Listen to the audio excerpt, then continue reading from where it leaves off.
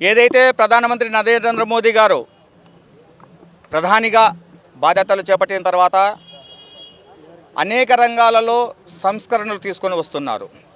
దానిలో భాగంగానే ఏదైతే ప్రపంచంలో అనేక దేశాలు డీప్ స్టేట్ పేరుతో ఆ దేశాలు పతనమవుతున్నాయో దానికి కారణాలు ఏంటివి ఏమనేది దాంట్లో భాగంగా ప్రతి దేశంలోకి వివిధ ఎన్జిఓలు ఎంటర్ అయ్యి అక్కడికి ఎంటర్ అయిన తర్వాత ఏదో ఆ దేశపు ప్రజలకు మేమేదో మేలు చేస్తున్నామనే విధంగా ఎన్జిఓస్ను స్టార్ట్ చేసి ప్రభుత్వం ద్వారా అక్కడ ఉన్నటువంటి భూములు ఆక్యుపై అక్కడ ఇప్పించుకొని ప్రభుత్వంతోనే కొద్ది కాలం ఏదో మేము సేవ చేస్తున్నాం అనే విధంగా చేసి తర్వాత ఆ యొక్క ఎన్జిఓను పూర్తిగా క్లోజ్ చేసేసి అక్కడ ఉన్నటువంటి కోట్ల రూపాయలు విలువ చేసే భూములలో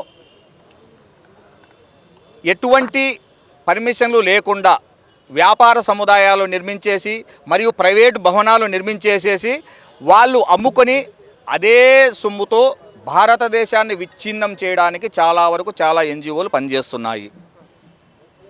అటువంటిదే ఇక్కడ కడప నగరంలో ఉన్నటువంటి CSITA. ఇది మామూలుగా మద్రాసు నగరంలో ఈ డైఓసి అనేది ఒక సంస్థ ద్వారా ఇక్కడ ఒక బిషప్ ద్వారా ఇక్కడ నడిపిస్తున్నారు దీన్ని. ఇది కొద్ది కాలము అక్కడ ఉన్న పక్కన వెనకల భాగం ఉన్నటువంటి ప్రార్థనా మందిరం కావచ్చు, మన పక్కనే ఉన్నటువంటి విద్యా సంస్థ కావచ్చు, ఇది నడుపుతూ చాలా కాలము సేవ చేసినటువంటి ముసుగులో మనందరినీ మభ్యపెట్టి ఉన్నారు కడప నగర ప్రజలను, కడప జిల్లా ప్రజలను.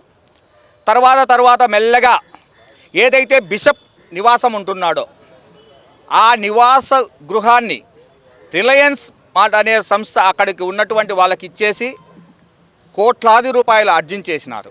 అంటే ఇప్పటికీ కూడా బిషప్ ఉన్నటువంటి స్థలాన్ని ఒక ప్రైవేట్ సముదాయానికి, ఒక కార్పొరేట్ సంస్థకు అప్పంచేసేసి కోట్లాది రూపాయలు సంపాదించి ఉన్నారు.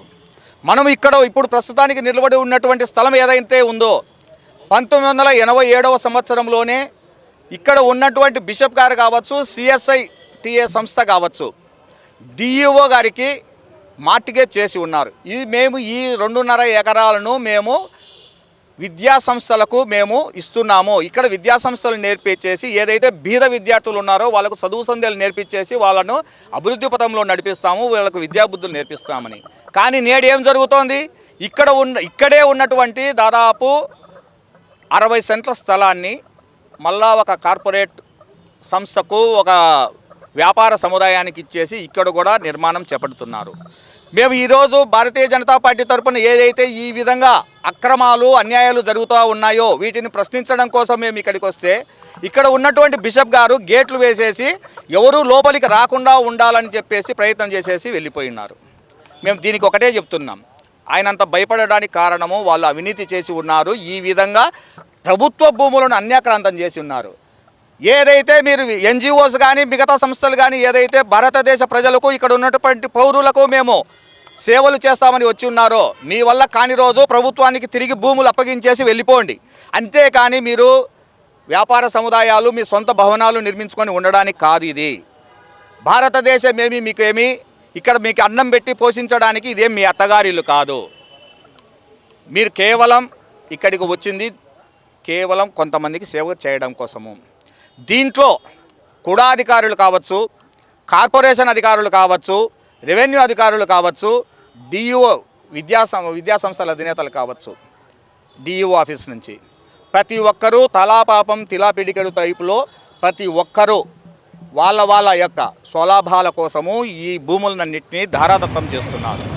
దీనిని మేము భారతీయ జనతా పార్టీ దీన్ని ఖండిస్తుంది.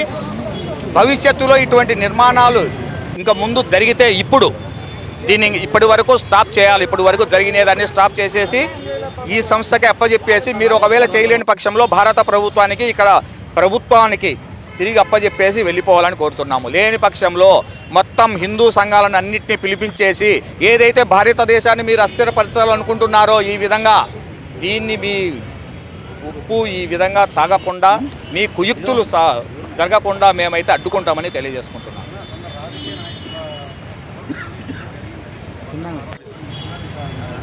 మీరు అడిగిన క్వశ్చన్లో కొంతమంది రాజకీయ నాయకులు ఉన్నారని ఇంతకుముందు ఇదే CSI సంస్థకు సంబంధించినటువంటి కొందరు వ్యక్తులు సంబోధించడం జరిగింది.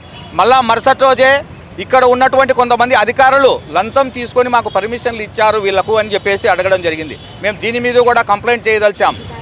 స్టేట్ ప్రభుత్వానికి, రాష్ట్ర ప్రభుత్వానికి మరియు కేంద్ర ప్రభుత్వానికి ఈ భూములకు సంబంధించి దీనికి సంబంధించిన అంత సమాచారాన్ని మేము చేరవేస్తున్నాము. ముఖ్యంగా మేము ఇక్కడ సూపరింటెండెంట్ మరి బీజేపీ నాయకులు ఇక్కడికి వచ్చినారు.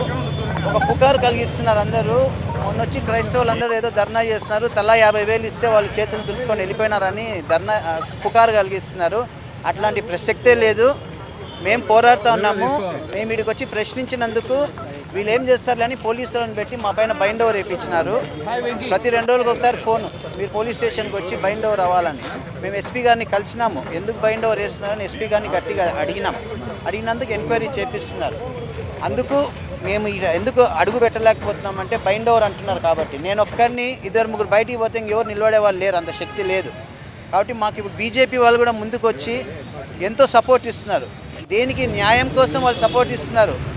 ఒక బిషప్ అనే వ్యక్తి అన్యాయంగా భూములు అమ్మి వ్యాపారం చేయాలని మేము రిక్వెస్ట్ చేస్తాం బీజేపీ వాళ్ళని. రాండిన్న, ఇది మీ సమస్య మా సమస్య కాదు, ఇది కడపలో ఒక స్కూల్ని నిలపాల్సిన సమస్య అంటే అన్నవాళ్ళు కూడా ముందుకు వచ్చినారు.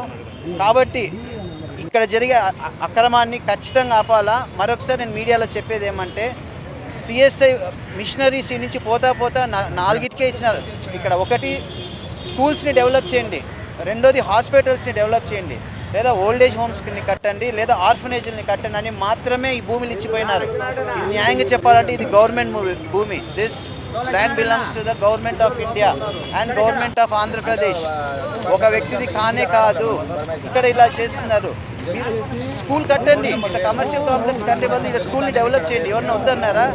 అంత పెద్ద స్కూల్ని మీరు ఇప్పుడు 60 మంది కూడా లేరు, వాళ్ళని కూడా వద్దని చెప్పి మీరు మెయిన్ రోడ్కి కడుతున్నారు. ఇది గేటు కూడా క్లోజ్ చేస్తున్నారు. పోలీసు వాళ్ళు మమ్మల్ని బెదిరించినా, మా పైన బైండ్ ఓవర్ పెట్టినా, రౌడీ షీటర్లన్నా మేము భయపడము.